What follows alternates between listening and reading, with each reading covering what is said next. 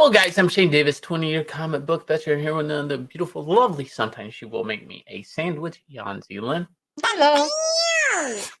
And today is the day we're here Nice. to talk about Marvel Comics as they cannot afford to publish anymore and are seeking help. So here we go. At first glance, this is a announcement of Alex Ross doing what he calls experimental new style as a writer artist of the new Fantastic Four project. Now, he had written some books, I think, before. They were like these single type coffee table kind of bigger books. One on basically the Trinity. I think he eventually did one on Shazam for DC Comics. So this isn't like the first time he's either written or co-written. This might be the first time he's not had a co-writer, but I'm pretty sure that's not even true. This book is called Marvel Arts. So this obviously is going to be a branding publishing initiative because whatever. It's called Marvel Arts.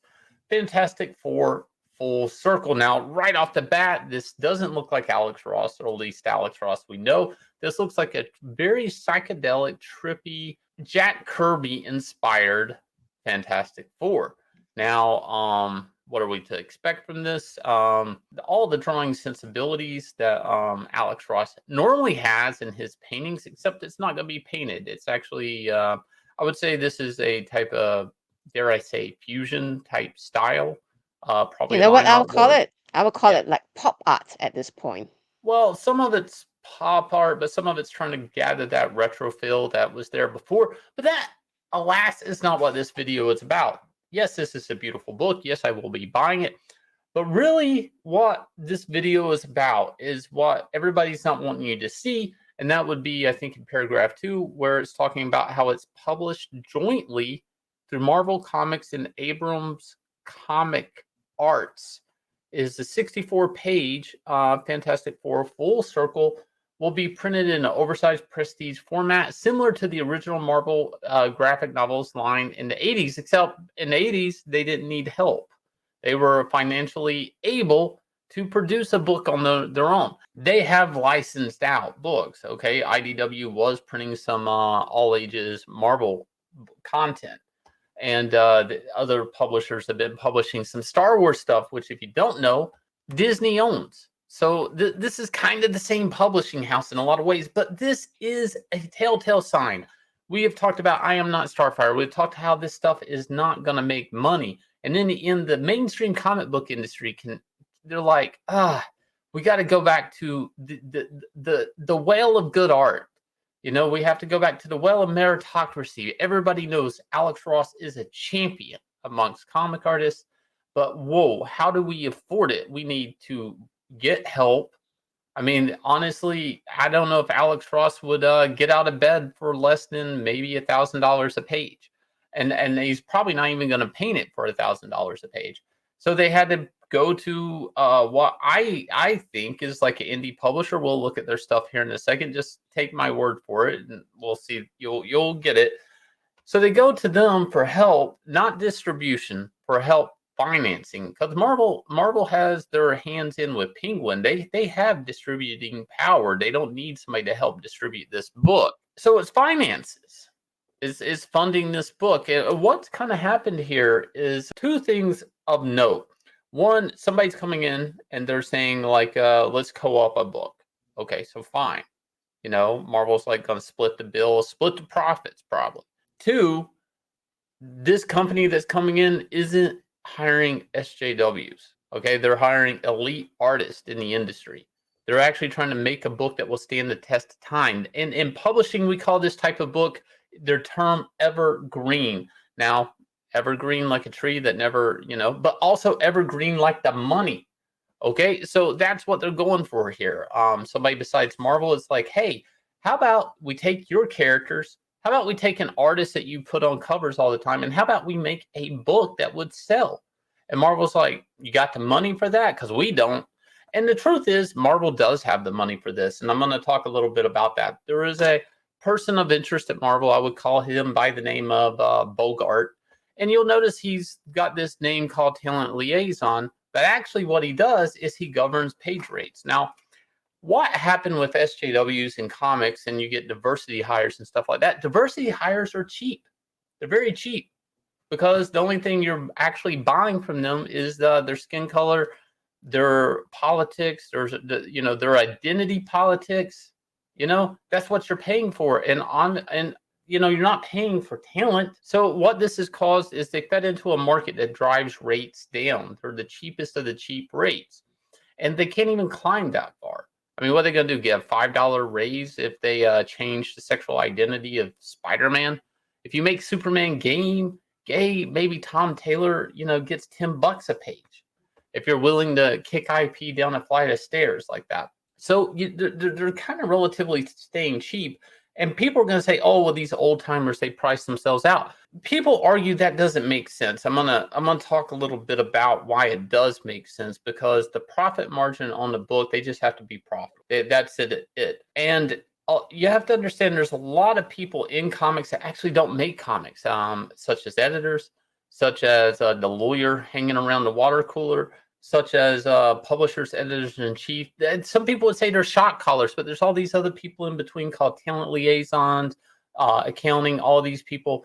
And basically they need to spend the least they can for a book, but at the same time get the profits up as high as possible. And what they hope to do is line their own pockets. And if the comic industry goes down, they kind of have like a people and with that type of skill set in the comic book industry usually have about a 5-10 year shelf life anyways. And maybe one or a very small percentage of them end up editor-in-chief or something like that in some sort of power where they can then, if they're lucky, hang on for 10 or 20 years. So if you understand the power dynamics and their shelf life and hanging on to the industry, you will understand how this is a gamble worth their while, because they're probably not going to be there in the future anyway. So try to make as much profit and as money as you can. Now, you would think that means selling Alex Ross books. Of course, it's going to take some time, but when they come out, like, Justice and things like that, they sell out the wazoo. They sell action figures specifically for this book. They sell t-shirts, they sell art prints, merch, all this stuff. No. See, that's not good enough, because it's about the profit margin. Just about if a book cost $1,000 to make, but it made $5,000 profit, then obviously do more of that. And the easiest way to do that is to hire the dumbest people on the face of the planet. Make it about everything but the quality of work they can do. And what we're seeing here, this is kind of course correction, except Marvel absolutely is, they like these page rates of SJWs. And so they can't themselves spend that type of money. And I'm actually fearful that in this situation, Marvel is actually treating this like an experiment. If Alex Ross did a book, would it sell? Now, people are going to say, Shane, that's stupid.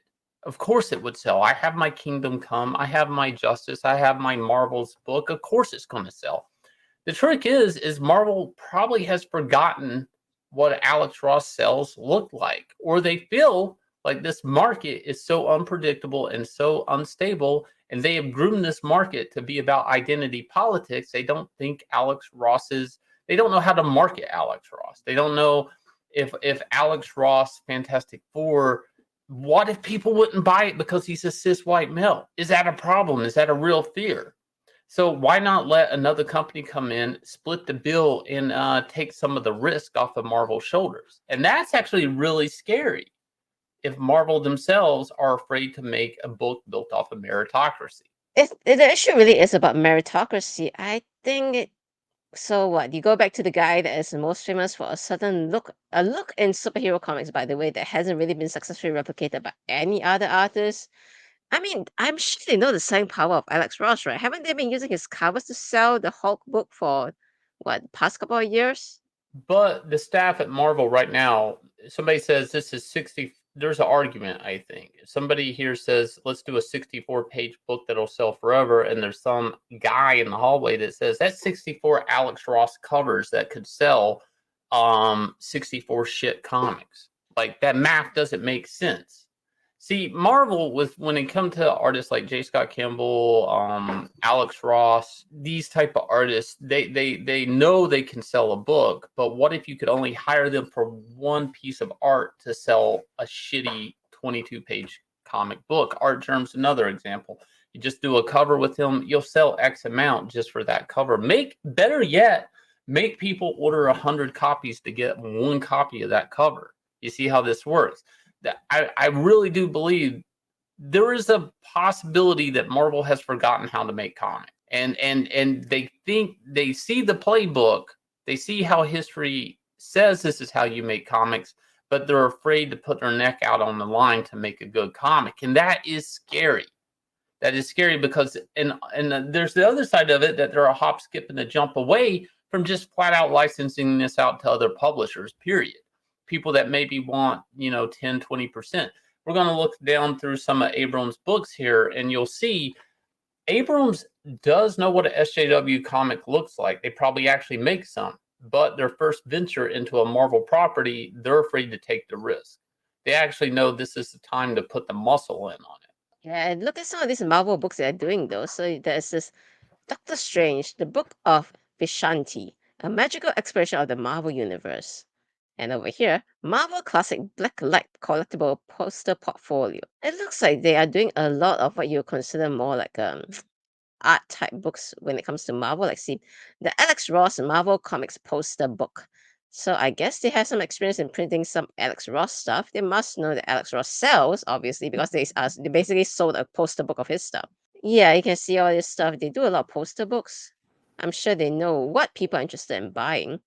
Of course, you can see, yes, they do sell, some what you would call SW materials, but they also do know that when you want to sell the pop culture, popular books, and all that stuff, you're gonna have to go back to the artists that have traditionally sold the best, and not just some experimental, Vita Ayala kind of book, I guess. I mean, they're not, you have to market past Black and queer, and honestly, that's where we're at today.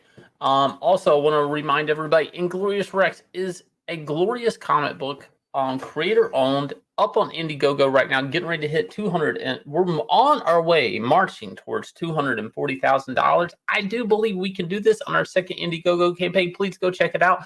Look for a link down in that description. Also, I want to let you guys know, please hit like, subscribe, ring the bell for notifications. That is Yanzi's Christmas wish. I heard it this morning. I said, baby, what do you want for Christmas? And she said, I want everybody out there in YouTube land to subscribe to our channel.